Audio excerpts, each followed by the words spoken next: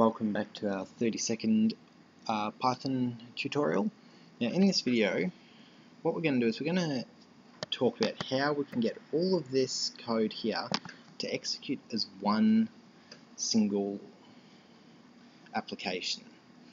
I suppose application is probably the correct word. It's not kinds that you would normally see, but anyway, that's what we're going to do. Now firstly, what I want you to understand is that what we've been doing so far with Python is we're just trying to learn how things work within it and how these commands actually affect the output of a Python programming. And we've done that, but now we need to get a bit more in depth and build a program that will execute at once and not require us to write out lines of code for each time that we need to use it. So firstly, what I want you to do is I want you to go to New File, and there we go, we've got a nice little untitled page here. Now, I'm going to do just a quick one, and we'll run this one through pretty quickly, and then I'll show you another one. So we want print, and take a look at this. It's giving you some values, and it says that we can end line here, but you don't need to worry about this at the moment. So firstly, what we want to do is we want to get the quotation marks and close it. And then over here, we need to write in hello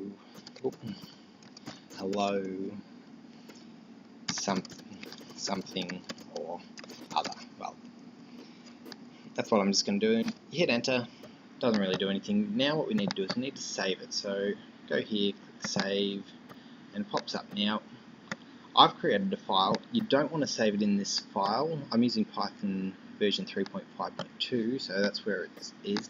But you don't want to mess around with anything in here, so I've gone and added a little file to my desktop under Python app, and we'll take a look at this test Python soon. So we'll call this first app, and I've gotten in the habit of doing this. Just type in py, it already does it anyway, but I've just gotten used to it. And there we go. Now we've got that done, and what we can do is we can actually run it. Now I saved it first because it's much smarter to save something before running it, just in case something goes wrong and you lose everything you've done. So I want to run the module. You can do it with F5, and there we go, we've got hello something or other. Now that's fine, but it's also exactly what we could have done with a print statement here. So what we need to do is, now I'm going to show you my little test program. Now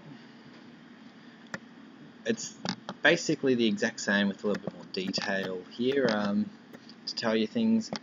And what we can do is, firstly, what I'll do just to show you something, so put that there. Now I'm going to save this and I'm going to run it and show you that it does pick up on a syntax error right here.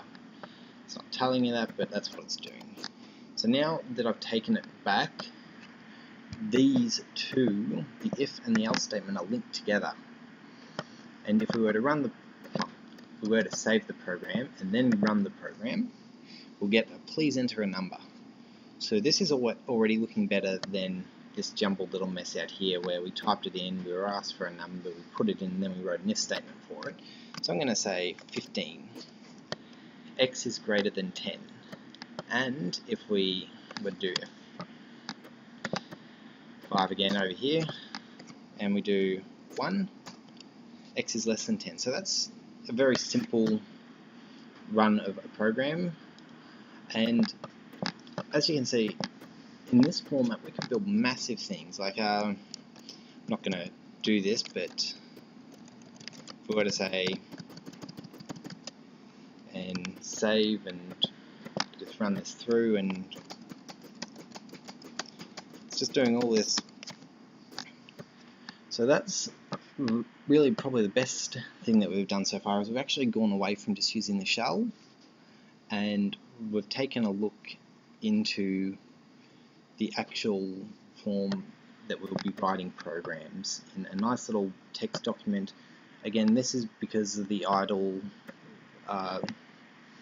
IDLE, idle, I think that's how they want to pronounce it. I'm not good with that kind of thing, but it gives us the color coding, that we can use, and that's very important for us. Don't want to save that.